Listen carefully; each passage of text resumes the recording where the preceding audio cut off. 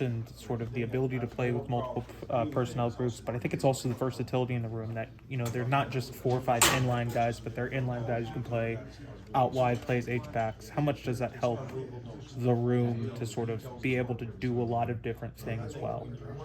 Yeah, well, it does a lot for your offense. When you're able to leave the tight end on the field, all right, and if you're gonna if you're gonna run the football and you're able to run the ball behind the tight end, and then when you want to throw it, if you can leave him on the field and you have good enough athletes to do that, to where he's split out, he's in space, he's still an option in man coverage. A lot of places won't do that. A lot of places will sub a tight end out on third down passing situations or the end of a game in a 2-minute situation. We don't do that here. We don't do that here because our tight ends are good receivers, and we expect them to make plays in the passing game. We expect them to do a really good job, not just running and getting open when they're split out, but also blocking out there for the perimeter screen game and that part of it. So we ask these guys to do a lot. And so in recruiting, we need a special kind of athlete that can do those things, that's tough, that loves football, and is going to be able to spend a lot of time mastering all those techniques. And that's what makes a good tight end, is they've got to learn how to be really good at a lot of different techniques the offensive line uses, techniques the wide receivers use, so forth and so on, with being able to master those things and be successful at doing all the things that we ask them to do. When we had you on the podcast, I think you said this is the best group you've inherited when you got to somewhere the first time. What kind of makes them stand out in that way? Well, I think the first thing is just the kind of kids they are. Mm-hmm. I think you can watch the film and you can see that these guys have really good football ability with making contested catches, blocking, being a really, really important part of the offense. But I've been more impressed with the leadership, the toughness of the group, having a group that just loves being in the building every day. It's little things. They got great body language. They show up with a smile on their face.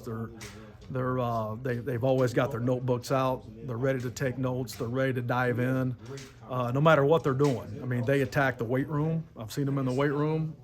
They attack the meeting room, practice, and these guys are very consistent as far as having the right approach and being the same guy every day. And I think that's probably the thing that stands out about them the most.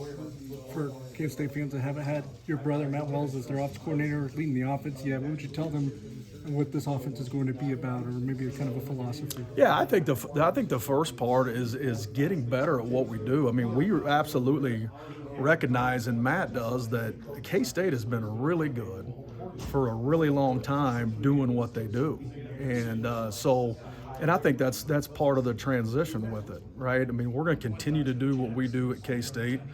We're going to run the football. We're going to take shots. We're going to do all the things that K-State's done in the past.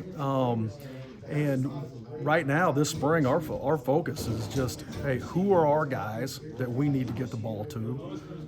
How can we use them? What roles are those guys going to have? And how do we get better at doing what we're already doing?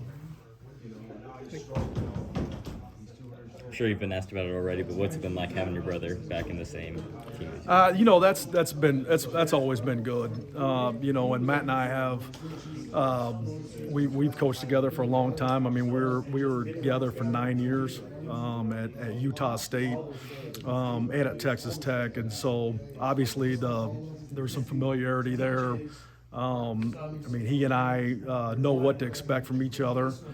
So I think that's absolutely helped this transition too, is just knowing I know what he wants, I know what he expects, not only out of my position group, but in recruiting and everything else that we do inside this building. So that's been a neat deal. It's been fun, and I've enjoyed it. How excited were you when you got the opportunity to come here? I don't know if there's a word for how excited I was. I would have Army crawled my way to Manhattan, Kansas to be a K-State Wildcat.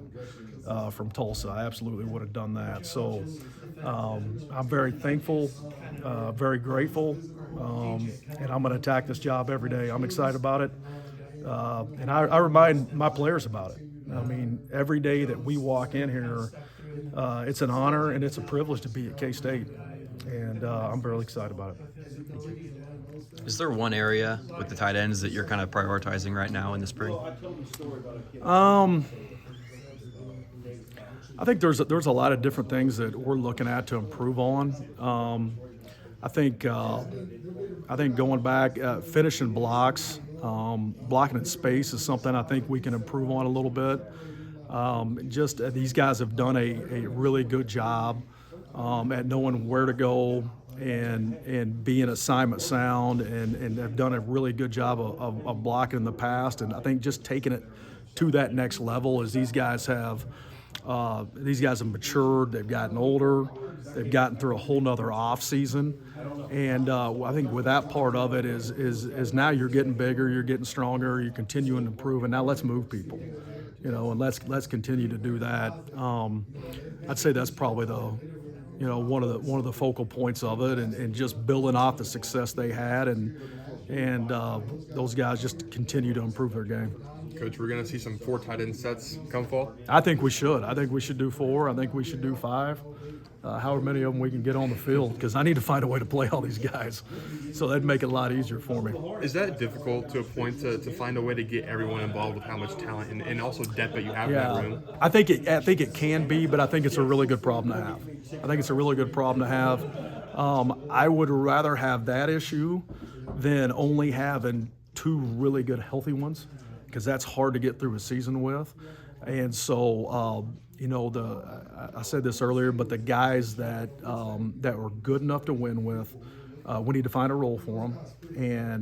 And then after we find a role for them, how big that role is up to them. I was wondering if you could break down